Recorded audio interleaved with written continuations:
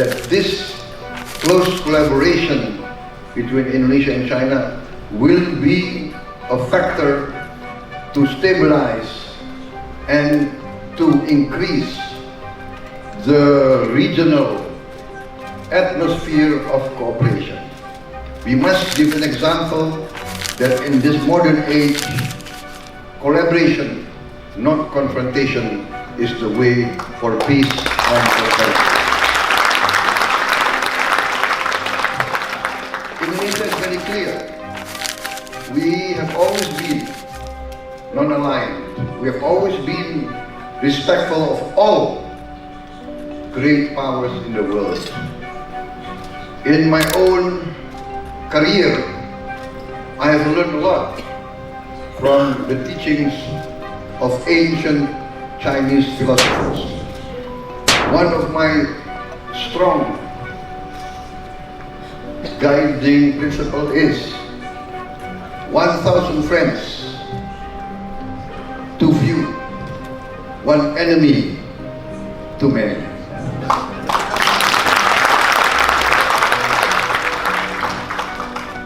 Icheng Kopyang Ho, Tai Shao, Ikatyegang Tai Tuo, Tai Tuo, Tai Tuo. Salam Merah Putih.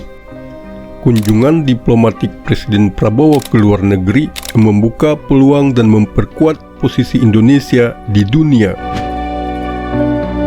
Sebagai negara dengan potensi besar, Indonesia memerlukan kebijakan luar negeri yang strategis untuk memperkuat posisinya di tingkat global. Salah satu aspek penting dari kebijakan luar negeri Indonesia adalah diplomasi yang dilakukan oleh pemimpin negara.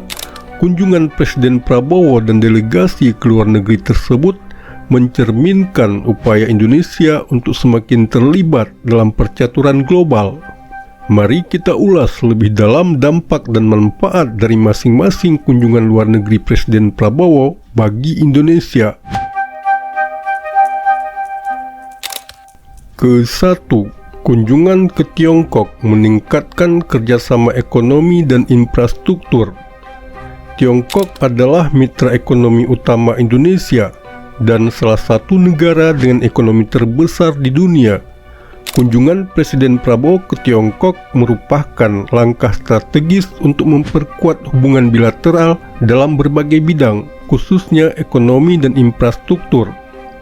Salah satu aspek utama dari hubungan Indonesia dengan Tiongkok adalah proyek infrastruktur besar yang didanai oleh Tiongkok seperti kereta api cepat Jakarta-Bandung yang merupakan bagian dari Belt and Road Initiative.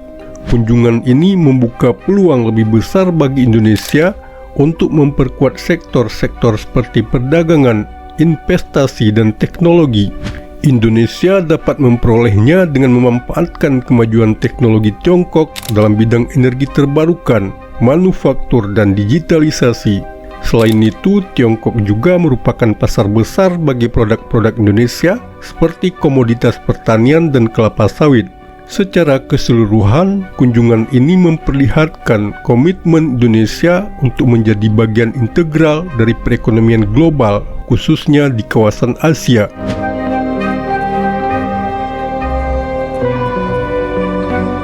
Kedua, kunjungan ke Amerika Serikat memperkuat kerjasama pertahanan dan perdagangan.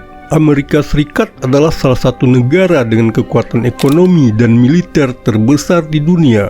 Kunjungan Presiden Prabowo ke Amerika Serikat merupakan bagian dari upaya untuk memperkuat kerjasama bilateral dalam bidang pertahanan dan perdagangan. Indonesia dan Amerika Serikat sudah lama menjalin hubungan dalam hal pertahanan. Dengan adanya program-program pelatihan militer dan kerjasama dalam menghadapi ancaman global seperti terorisme dan keamanan maritim.